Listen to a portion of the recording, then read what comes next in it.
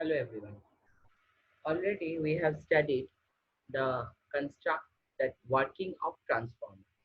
How the transformer works means the working definition and the working principle of a construction. From the working principle we have seen that there are mainly two things which you need to concentrate mostly. First of all, that is when we are giving supply those terminals, those windings which we are giving supply, it is known as primary, and the other part from where we are taking the supply, it is known as secondary. Don't confuse between the high voltage side and the low voltage side. We are talking about the primary side and the secondary side. Here, the, that is the basic part. Primary side means where we are giving the supply. Where we are giving the supply is known as primary side, and from where we are taking the supply is known as secondary side. This is a basic thing. Okay, but so now today we will concentrate on the basic parts and the of a practical transformer. What are the basic parts of a practical transformer? The first thing is core. The core acts as support of the winding in the transformer. From the working of transformer, we have seen the main important two things of a transformer. First one is a laminated core through which the magnetic line of forces, that is flux, passes from the primary winding to the secondary winding. That is the basic thing.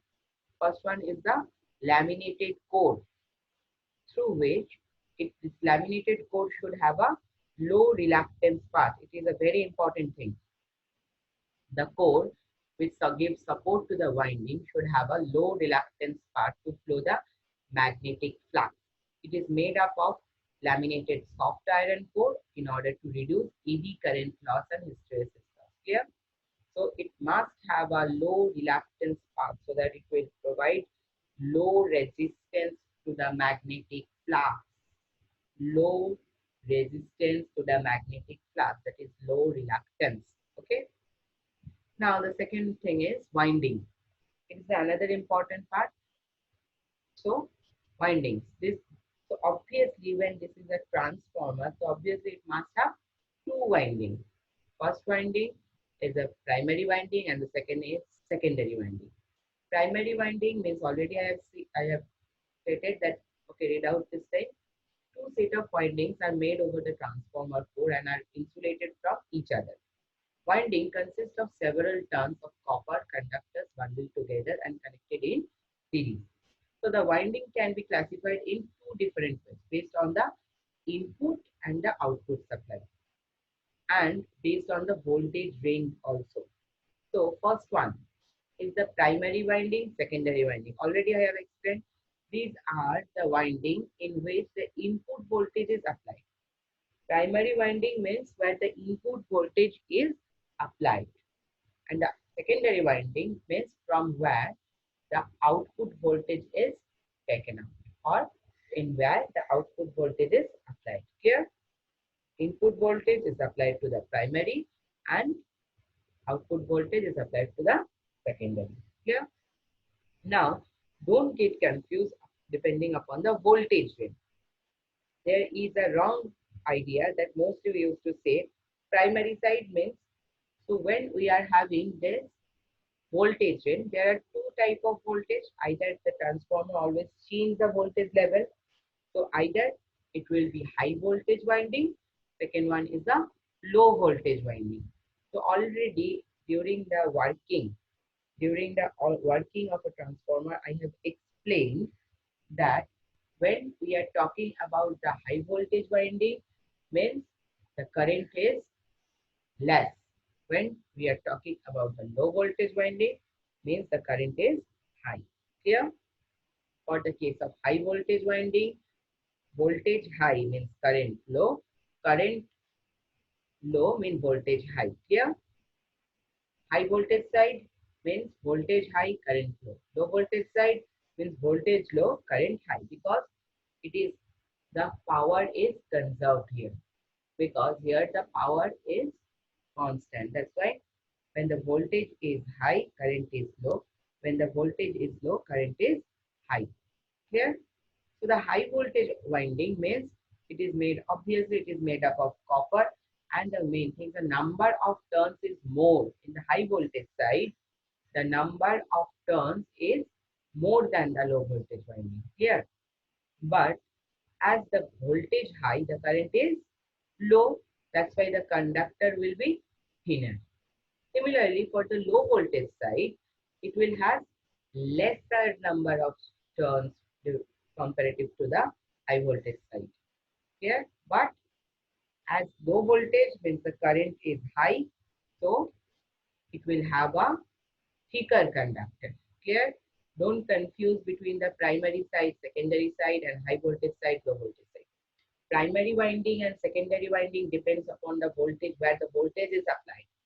High voltage side and low voltage side depends upon when the range of the voltage. High voltage side and low voltage side depends upon the range of the voltage. Clear? So from here you can say, from this cut view of the transformer, so this is the winding and the core are here, and here where we are always mentioned that high voltage side means the current is thinner. That is, it is having the thin conductors bushing. Okay, this is a high voltage because it will have a thinner conductor. And see, the front one has a thicker conductor. This thicker conductor means it will have a low voltage pushing. Means the current high but voltage is less.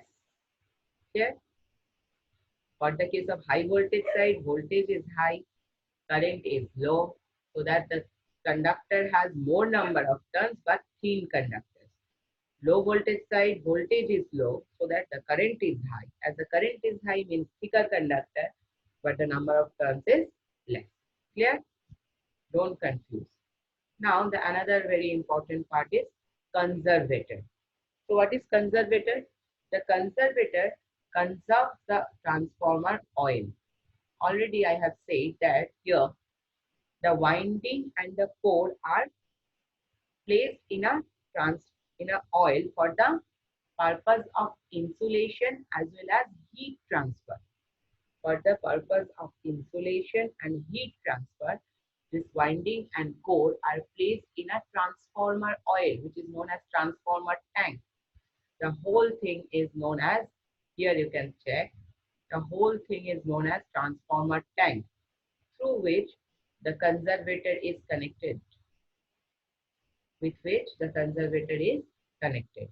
Okay, so the conservator conserves the transformer oil. It is an airtight metallic cylindrical drum that is fitted above the transformer. Okay, now the conservator tank is vented to the atmosphere at the top of the normal air level is approximately in the middle of the conservator to allow the oil to expand and contract as the temperature varies. Clear? Now try to understand. The transformer tank is filled with the transformer oil. Now when the windings are heated, so that the transformer oil will heat it. If the transformer oil will heat it, means the volume of the transformer will increase. Clear? When the transformer oil is heated, means the volume of the transformer oil is increased. Means the sum of the oil will go to the conservator. Clear? From transformer tank to the conservator it will go. And the conservator tank is half filled. Okay, the conservator is half filled, so that it will allow the expansion of the transformer oil when the temperature increases. Now when the temperature decreases, means the volume of the oil will also decrease, so that the oil will again come back from the conservator to the transformer tank. Now the most important part, another one, is breather. Whereas breather is connected to the conservator tank, which is used to allow pass the air from conservator to the atmosphere. So the breather controls the moisture level in the transformer. The moisture can rise from when temperature variations cause expansion and contraction. Means when temperature increases, means transformer oil will go from transformer tank to conservator, so that the air should pass out from the conservator. Again, when the temperature decreases, in the transformer, oil will come from conservator to transformer tank, so that the air should go from the outside atmosphere to the conservator tank. Clear? So that then some from that atmosphere, some moisture will should can go inside. That moisture should not go with the transformer oil. That moisture should not contact with the transformer oil, which is controlled by this, which is controlled by the silica gel, which is placed inside the breather. Okay. Now, pressure changes are balanced by the flow of atmospheric air in the out of conservator, which is moisture can enter the system. So if so, to protect the conservator from moisture, the breather is filled with silica gel. You can see here. The breather is filled with the silica gel. It's very important. Okay. Or in the front diagram, you can see here that here in the this one is a transformer tank in which winding and core are being placed, and here it is the conservator, and this the small portion is known as breather. Okay, to which the conservator tank is connected, which is allow the air to pass from outside to inside, or from inside to outside, from conservator to the atmosphere, or from atmosphere to the conservator. Clear? So the next important part is Buchholz relay.